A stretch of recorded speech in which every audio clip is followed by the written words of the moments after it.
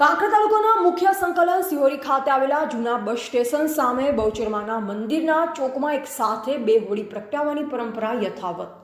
મળતી માહિતી પ્રમાણે કાંકરા તાલુકાના મુખ્ય મથક સિહોરી ખાતે આવેલ શ્રી બહુચર માતાજીના મંદિર સામે બે અલગ અલગ રીતે હોળી પ્રગટાવવામાં આવે છે અને વર્ષોથી ચાલતી આવતી પરંપરા છે, પરંતુ કેમ એક જ જગ્યાએ બે અલગ અલગ રીતે હોળી પ્રગટાવવામાં આવશે તેનું રહસ્ય હજુ સુધી જાણી શકાયું નથી। પરંતુ દર વર્ષની જેમ આ વર્ષે પણ હોળી પ્રગટાવવામાં આવી હતી, જેમાં મોટી સંખ્યામાં શ્રદ્ધાળુઓ ઉમટી પડ્યા હતા અને હોળિકા દહન કરાયું હતું। આ હોળીનો મહિમા ગુજરાત રાજ્યભરમાં જોવા મળે છે અને રાજસ્થાનમાં તો હોળીની ઉજવણી ખૂબ જ આગવી શૈલીમાં ઉજવાય છે। જો કે હોળીનો તહેવાર ફાગણ મહિનાની અજવાળી પૂનમના દિવસે મનાવવામાં આવે છે। હોળીનું ધાર્મિક મહત્વ છે। હિરણ્યકશ્યપ અસુરનો રાજા કંસ નામે એક અસુર રાજા, તેનો પુત્ર ભક્ત પ્રહલાદ એ ભગવાન વિષ્ણુનો પરમ ભક્ત હતો।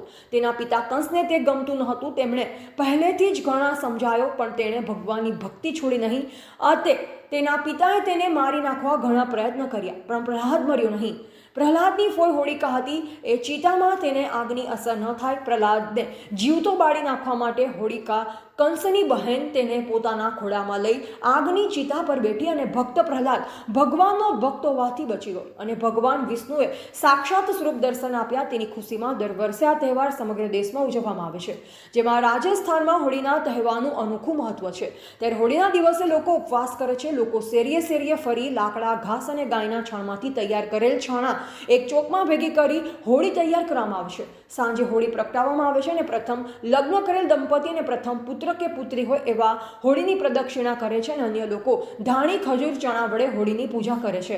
હોળીની પ્રદક્ષિણા કરી હોળીમાં શ્રીફળ હોમે છે। પછી લોકો મિષ્ટાન જમે છે અને ગૌમાતા, શ્વાન, ગરીબ લોકોને દાન પુણ્ય કરે છે। તેમજ હોળીનો બીજો દિવસ ધૂળેટી તરીકે ઓળખાય છે। આ દિવસે લોકો એકબીજા ઉપર રંગબેરંગી કલર અને અબીલ ગુલાલ છાંટી આનંદ ઉત્સાહપૂર્વક ધૂળેટી મનાવે છે। અને રાજસ્થાનનો અતિપ્રિય તહેવાર એટલે હોળી।